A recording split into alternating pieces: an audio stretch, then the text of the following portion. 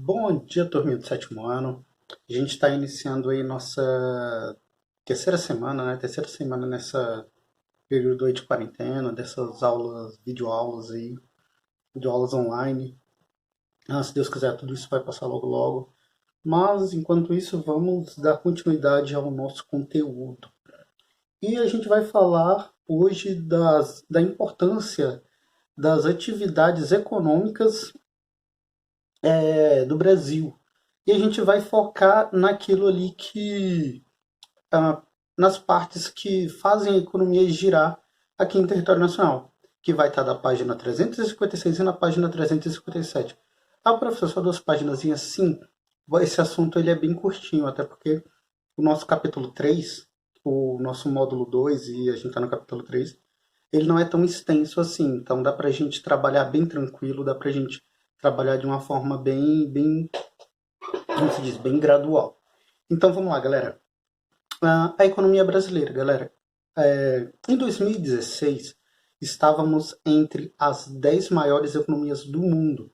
Hoje a gente está entre as 15 maiores economias do mundo. Eu só não sei exatamente o local, mas nossa economia ela não está tão lá embaixo assim como a gente imagina. É que nem eu falo.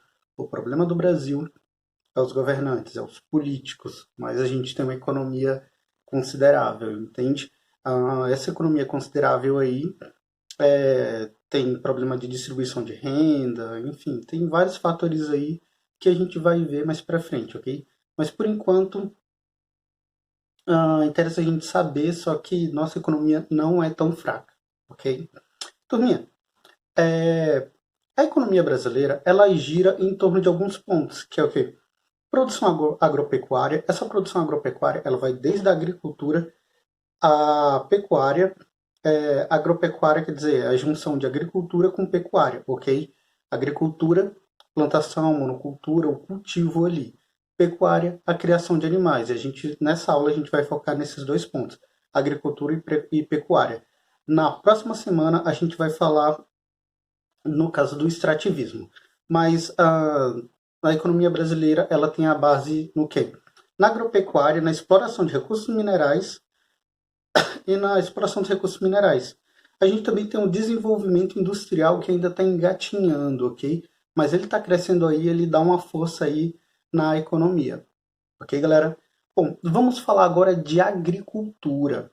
Turminha, a nossa agricultura ela tem ganhado muita força, ela já é forte, mas ela tem tem se desenvolvido de forma assim grandiosa, porque tem vários cursos superiores agora voltados, como o curso de agronomia, tá surgindo muitos agrônomos aí, engenheiros ambientais, isso tudo ajuda aí nessa parte do cultivo. E a gente tem um investimento em maquinário muito pesado. Como acho que eu até citei em outras aulas, que o serviço, que a evolução durante o tempo, aquele serviço que era feito por um homem sozinho ali arando a terra, e depois tinha um homem e aí ele começou a usar a tração animal para arar a terra, começou a aumentar isso. Hoje já se usa máquinas onde durante um dia ele consegue arar hectares aí para o plantio, coisa que antigamente não era possível. Isso tem feito com que a economia, com que a evolução agropecuária fique de forma nítida. A gente tem esse investimento aí em maquinários, como se diz, parte da ciência também, ela tem ajudado bastante, tanto que tem até aqueles alimentos transgêneros, que eles têm modificações em sua... Enfim, eles têm uma parte da sua genética ali modificada, tanto que alguns falam que faz mal, outros falam que não fazem mal, então... Mas, enfim, galera, isso tudo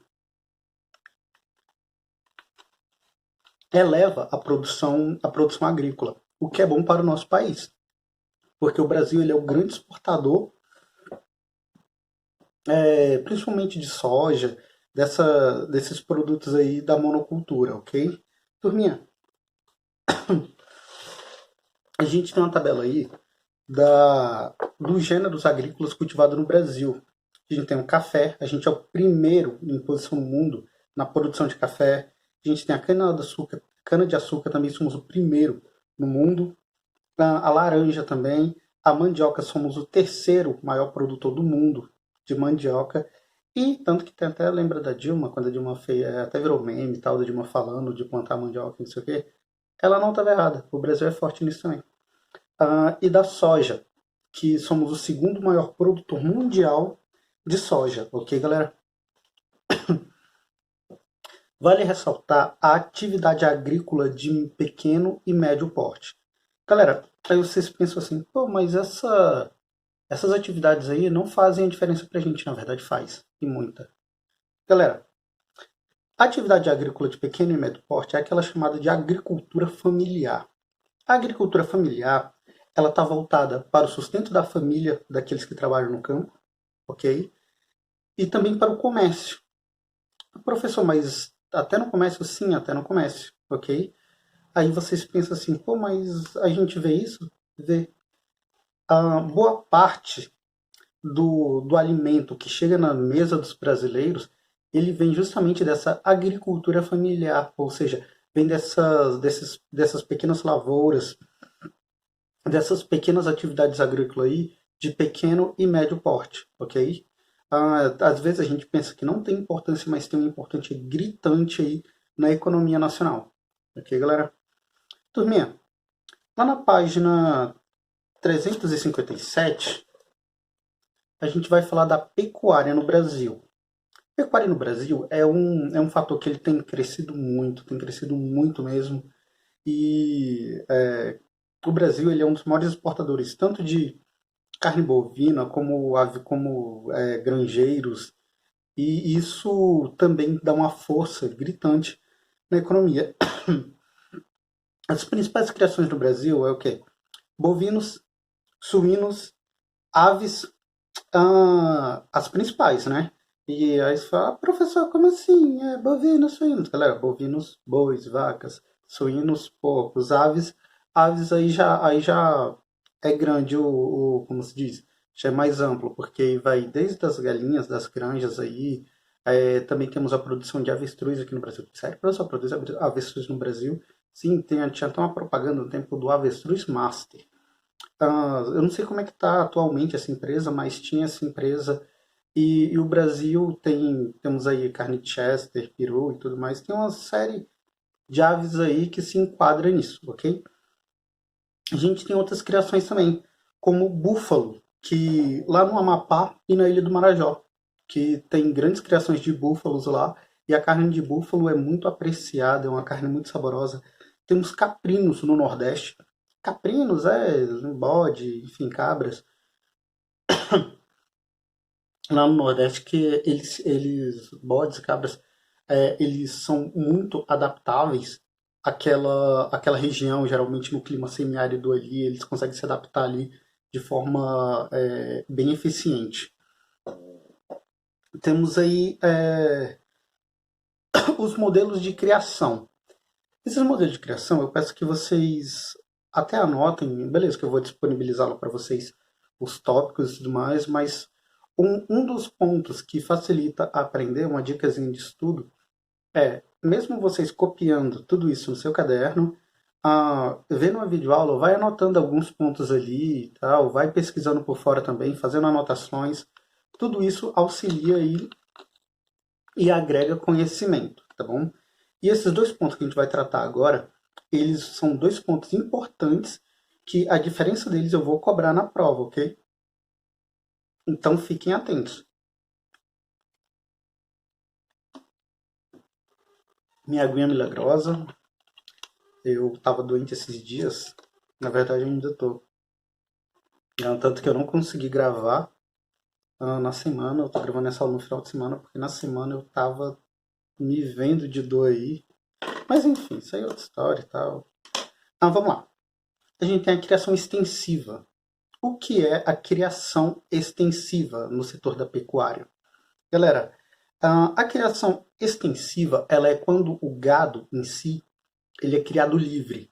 Tipo, vocês veem nessas plantações aí, o gado é livre e tal, comendo as pastagens, pastando e tudo mais.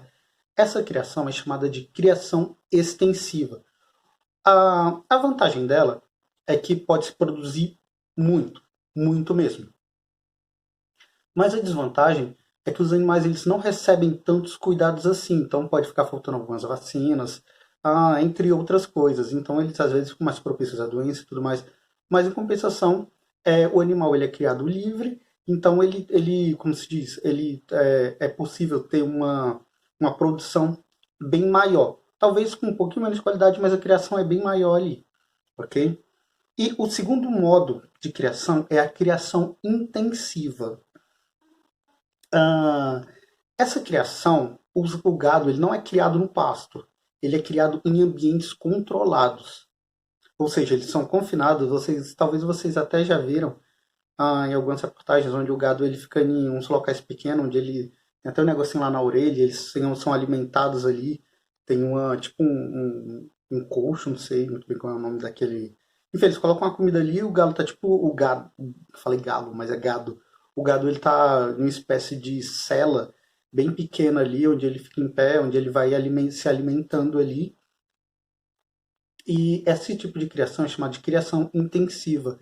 Nessa criação, embora a produção seja em menor escala, geralmente essa criação ela tem uma qualidade maior.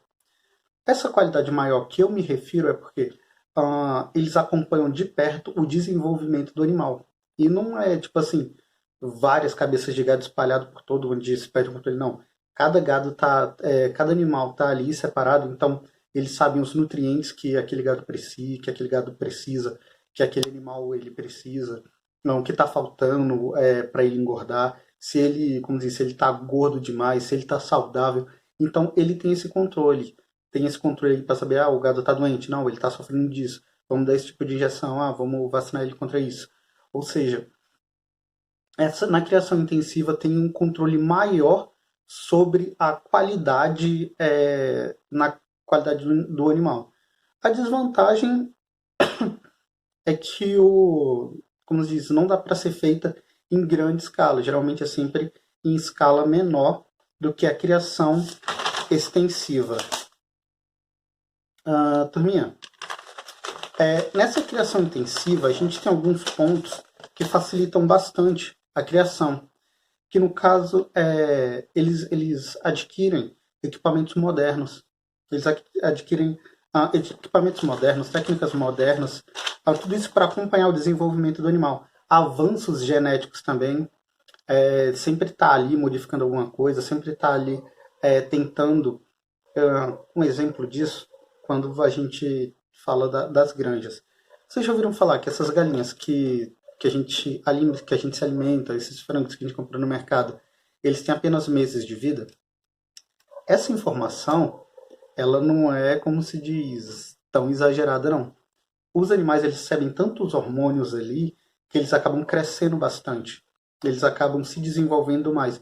Então, acabam sendo animais novos, mas que acabam entrando na idade, no ponto de abate bem mais cedo. Tanto que, se vocês observarem, quando por exemplo, essas galinhas que vocês criam em casa, ou até dessas granjas que vocês compram mesmo, a carne dela é mais dura. A carne é mais dura, os ossos são mais duros, diferente desses que a gente compra no mercado, os ossos são bem mais moles. Ou seja, dá para perceber que não teve um desenvolvimento ósseo ali completo. Turminha, mesmo com todos esses fatores, a produtividade ela fica melhor. Ela não fica tão grande, mas em compensação tem uma qualidade maior na produtividade. Ok? Esses avanços genéticos e tudo mais, tudo isso acaba melhorando a produtividade, mesmo que às vezes em menor escala. Ok, galerinha? Turminha, como eu falei, a aula de hoje ela ia ser bem sucinta mesmo, ia ser bem curta. Como eu falei, o nosso capítulo 3 não é tão extenso, então dá pra gente trabalhar de forma bem legal, como se fala, sem pesar muito. Mas enfim, eu deixo a atividade da página 358 aí para vocês.